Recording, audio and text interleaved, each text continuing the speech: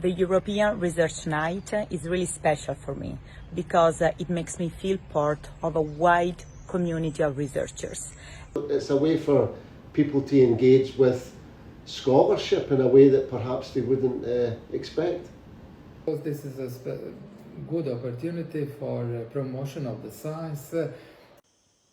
If you're curious about people, justice and the environment, sociology can help you make a real difference. It brings science to the public, the general public. To enjoy a fantastic night with science. Because it is helping to make health science accessible. Brings together folks from across the colleges, including STEM subjects, as well as arts and humanities, policy studies, law, and others.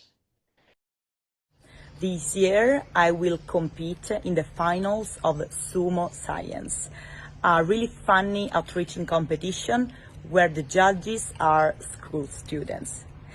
This year we're going to try and have a thing called the Tenementals Listening Post, where people will be able to come along, listen to the tunes, watch your videos, and we've kind of created a slideshow which is about history and the Tenementals. So the novelty is related to the new presentations of the research, new workshops, and we're expecting even more audience to attend to the European Researchers' Night.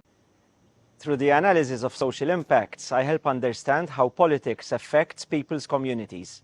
We will discuss health issues and we will answer questions from the public.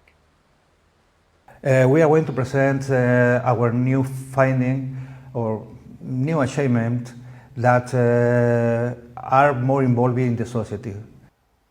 At this year's European Research Night, I will lead a hands-on workshop exploring how ultrasound imaging guides surgical procedures.